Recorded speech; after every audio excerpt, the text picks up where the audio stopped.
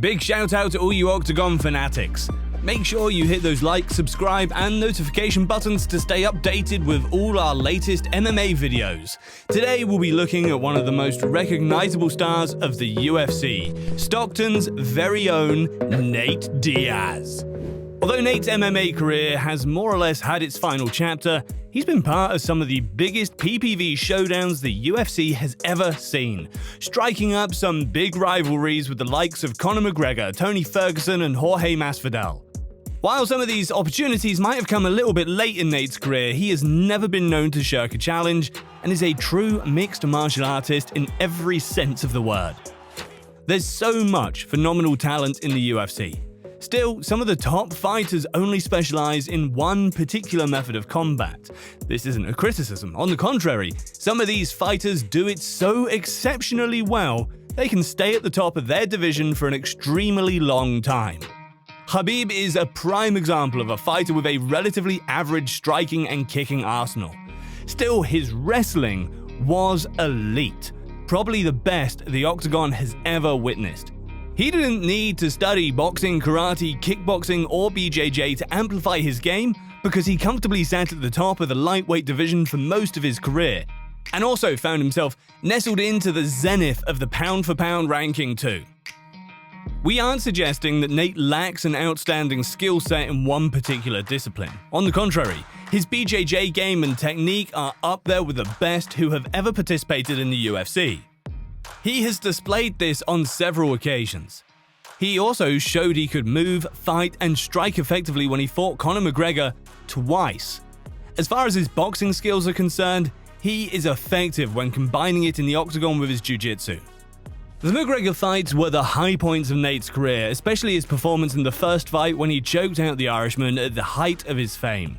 Although McGregor enacted his revenge in the return bout, it was a closely fought contest, and it would have been the biggest robbery if Nate had his hand raised at the end of the 5 rounds.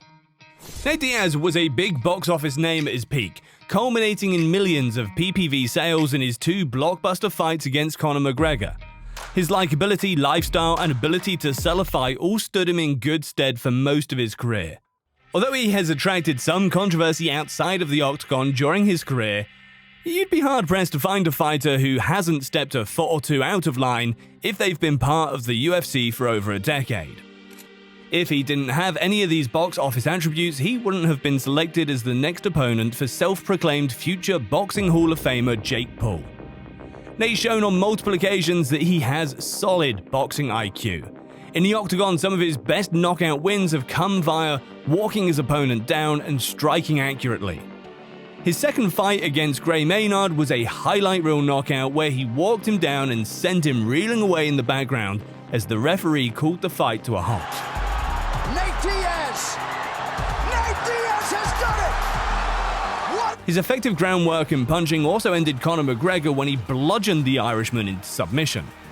Most of Nate's controversies have occurred recently since he left the UFC and seem to have directly or indirectly involved the Paul brothers. Jake's pathway into boxing certainly carries more weight than his brother, although Logan has shared the ring with Floyd Mayweather. Jake has gone one better and went 8 rounds with a certified live and active professional.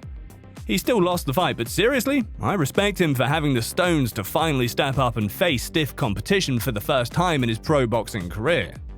It looks like Jake has reverted back to the type who's decided to shape himself up against semi-retired UFC wrestlers who are 3 or 4 weight classes below him. But of course, we all know that's how you land yourself a position in the Boxing Hall of Fame, by flattening Ben Askren. Isn't that the same route Lennox Lewis took before he was inducted into the Boxing Hall of Fame? It appears Nate is up against it in this one. He's fighting a much larger, fresher, and younger opponent, but it will be a nice cash-in fight for him. Suppose he can upset the apple cart and take Jake Paul out. In that case, it might finally end the YouTuber masquerading as a serious professional fighter. Nate recently choked someone out on the street, and although original reports stated that it was Logan Paul, it turned out to be a Logan Paul lookalike by the name of Rodney Peterson. The incident was caught on video, which certainly wasn't a good look for Nate. Nor is it an ideal preparation to prepare for an upcoming fight. Whenever a fighter is caught in an altercation outside of the ring before a big fight, it's usually not a sign that everything is going well in training. Likewise, going out to the club is not the best way to get yourself in the right frame of mind to fight a pro boxing match. One thing Nate does have going for him over Tyron Woodley and Ben Askren is that he's a much better striker and boxer than the pair of them probably are combined. Of course, this isn't enough to beat Jake Paul, but it should mean that he puts in a better account of himself than some people expect. But of course, it would likely be an entirely different story if he took Jake Paul on in the octagon. However, there's no point discussing theoretical bouts. Nate likely feels the full weight of Jake Paul's right hand. He is the official destroyer of retired UFC wrestling welterweights, honing in on their 40th birthday, and it looks like Nate is next in line. Paul has recently got into a verbal spat with Michael Bisping, so it looks like he's casting the net further, looking for UFC fighters who are closer to 45 than 40. At this rate, he'll be fighting Chuck Liddell by Christmas. After leaving the UFC on a high following a win against Tony Ferguson, Nate is looking for one last big payday, it seems. Of course, he would have still got a considerable payout for his two marquee pay-per-view fights against McGregor. Still, the money on offer in boxing is much more than what's on offer in the octagon. Nate will feel he deserves this payout, and it's hard to find anybody who disagrees. He's been a big name and personality in the octagon for over a decade and has lit up the cage with his antics and fighting style. Although some of his activity outside the octagon has caused issues, he has proven to be a great role model for aspiring UFC fighters of the next generation. He is as authentic as it gets. Nate might have some bravado and fronts, but it doesn't border on WWE or Hollywood playboy antics as some UFC fighters do. Of course, selling a fight is important, but he uses his authenticity to show people what he's about without having to pull ridiculous stunts. In that case, the UFC fraternity and fan base will have more time and respect for him, particularly in the long run. All jokes aside though, boxing and UFC fans collectively will hope that Nate doesn't get too badly hurt by Jake Paul. He's 38, not a boxer, and although he is an effective striker in MMA and in boxing are two very different ballparks. This was evident when McGregor and Mayweather had their monumental bout in 2017. Nate's career has been a series of ups and downs, and although he has over a dozen losses on his record, that's because he has never backed down from a challenge. And let's face it, a few of those losses could easily have gone his way. Nate is like the Terminator and relentless. If UFC has 10-round fights instead of 5, you'd imagine his record would look a lot different. Despite entering the twilight of his unbelievably exciting career, Nate hasn't ruled out the possibility of having one last throw of the dice in the UFC, and a return certainly isn't off the cards.